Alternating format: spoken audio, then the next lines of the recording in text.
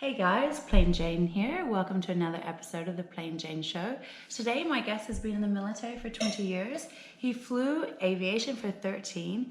He has a commercial rating, an instrument rating, rotary, and also fixed wing. And can you tell us a little bit about your highlights of your career, Bill?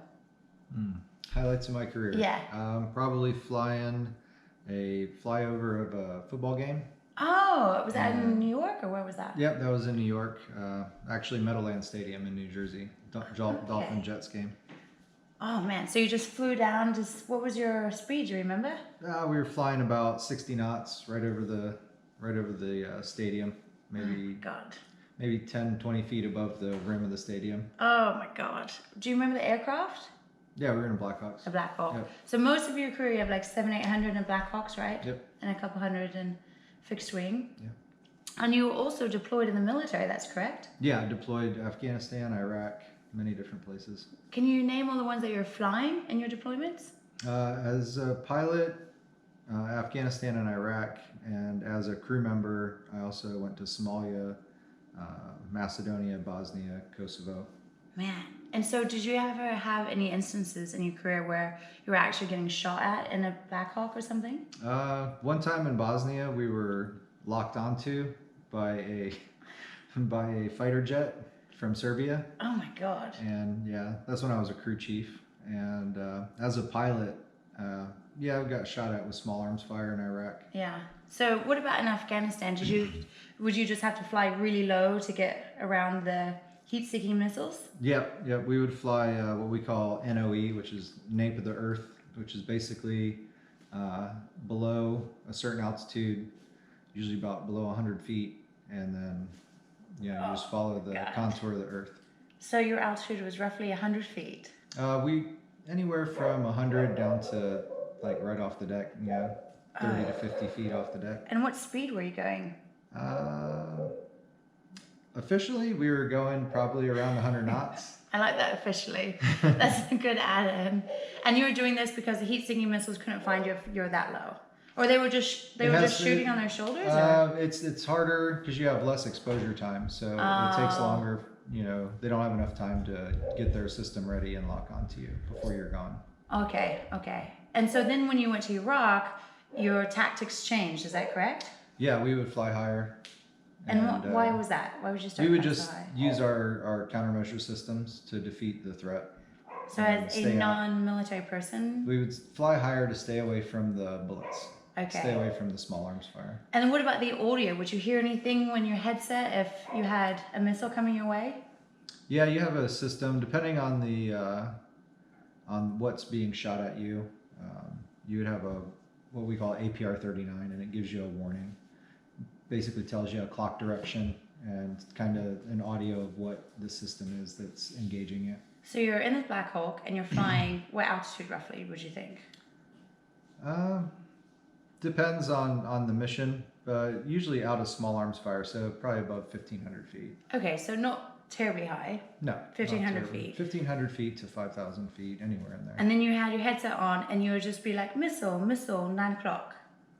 Something. Yep, something like that. It's kind of like what you see in the movies. Yeah, and then you would just be like, right, dodge the missile, and then you would just go, yep, and then go to the right. Yep, we would just follow our tactics. How would you feel when you heard that? It definitely wakes you up. Yeah. Yeah. Did you kind of enjoy the danger, or you were like? I could have done without it. Yeah. But it's exhilarating. Have you ever been shot down? No, I've never been shot down. Good form. Any really close calls while you're flying? Not too many. Sometimes we'd see the bullets, like especially at night. You can see tracers and stuff, and you could tell they were trying to shoot at you. But at night, it's really hard to see the helicopters, so they mostly just hear you, and then they just kind of shoot in your general direction. So they were shooting. Is it RPGs? Is it? They had RPGs and stuff like that. Which stands for? Rocket propelled grenade. Okay. And it's just a dumb fire missile. Yeah. It's like a missile, but it's not. It's just a grenade attached to a rocket, and it just fires a straight projectile. And how would you know if one of those came after you? You wouldn't, unless somebody saw the smoke trail out the back of it. That's always exciting. Oh yeah, just another missile. Nice little day to hang out in the sky, So Yeah. what was your favorite thing out of flying, for your country for 20 years? What was something that just made you feel like, man, I really earned my paycheck today? I would say when it's appreciated by the local people, talking to them, and when they show appreciation for whatever you're doing there, Yeah. whether it be defeating terrorism or overthrowing a country. Oh, that's always nice. Do you remember any locals particularly that's standing out? More or less, we didn't get as aviation. We didn't get that much face to face with them. Yeah. So sometimes interpreters or people working on the base would be the most of the ones that we would talk to. And then you also spend time helping your unit, do tactics. So they were on the ground and you were like, hey, this is how we can come in from the sky. Is that correct? Yeah, I worked as a aviation liaison to like infantry brigade commanders, and what we did is we would help them plan their ground maneuvers, their ground missions. We would help them work aviation into the mission. We would teach them how to use aviation on their maneuvers. Yeah. And so to anyone thinking about learning to fly Black Hawks and going in the military, what advice would you say to them?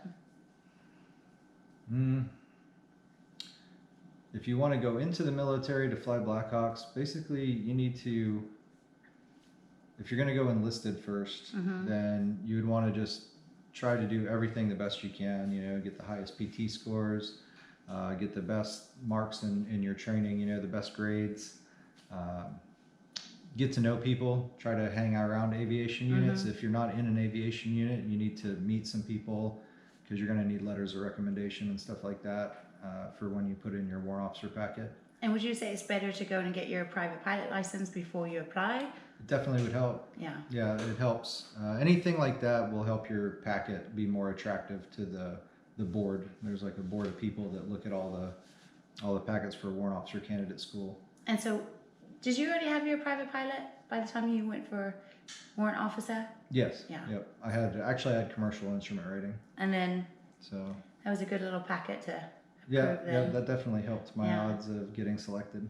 And so overall, you just say make sure you do the best you can do in all your schools and try to go and get your private pilot license. Try to keep your nose clean. Don't get in trouble. Yeah. Like anything like that, you're gonna have to have a waiver. Yeah. That detracts from the quality of your packet. So what you're saying is aviate and then intoxicate, so you don't get DUIs. Yes.